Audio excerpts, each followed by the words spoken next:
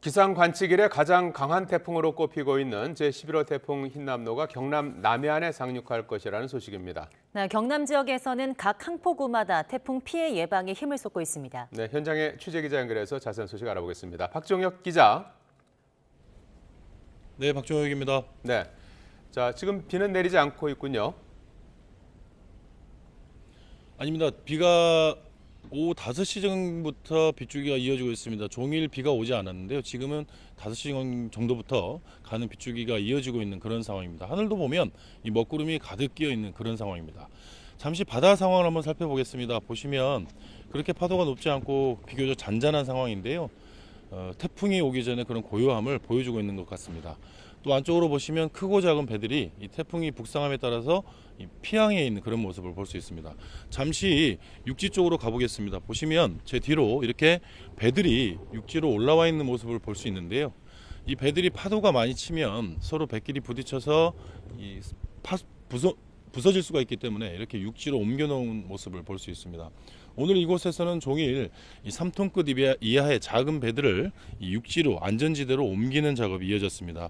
한 14척 정도 안전지대로 옮겨졌습니다. 이번 태풍은 한반도에 상륙했던 태풍 가운데 가장 강력했던 지난 1959년의 사라, 그리고 지난 2003년 매미와 상당히 비슷한 유형입니다. 하지만 위력은 더 강해서 말씀하신 것처럼 역대급 태풍으로 관측되고 있습니다. 먼저 두 태풍 모두 가을에 발생해서 매우 강한 태풍이었습니다. 흰남노의 예상 경로는 매미와 아주 비슷해서 이곳 경남 지역에서는 긴장감이 높아지고 있습니다. 두 태풍이 인명피해와 재산피해가 컸던 만큼 이번 태풍에 큰 피해가 나지 않을까 우려가 되는 상황입니다. 특히 국립해양조사원의 자료를 보면 9월에 마산항 일대 대조기, 즉 밀물이 가장 높은 때는 10일부터입니다. 하지만 주의기간은 8일부터라서 다행입니다만 태풍 상륙이 6일입니다. 따라서 대조기랑 그렇게 멀지 않아서 저지대 침수 피해가 예상되고 있습니다. 주민의 말을 직접 들어보겠습니다.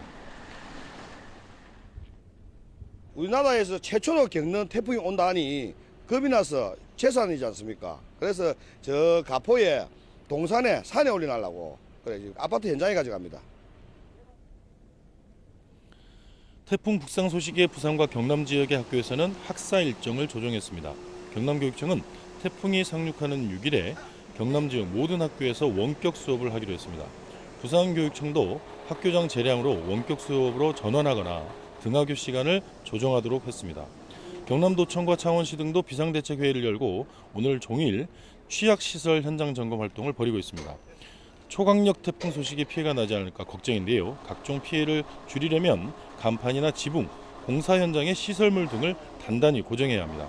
또 수확이 가까운 과수원 등에서는 나무가지끼리 서로 줄로 묶어서 이 바람에 덜 흔들리도록 해줄 필요가 있습니다. 또 저지대, 해안가 저지대 등 상습 침수구역이나 산사태 우려 지역에서는 미리 안전한 곳으로 대피하는 등 피해가 없도록 주의가 필요합니다. 아무쪼록 이번 태풍에 큰 피해 없도록 단단히 대비하셔야겠습니다.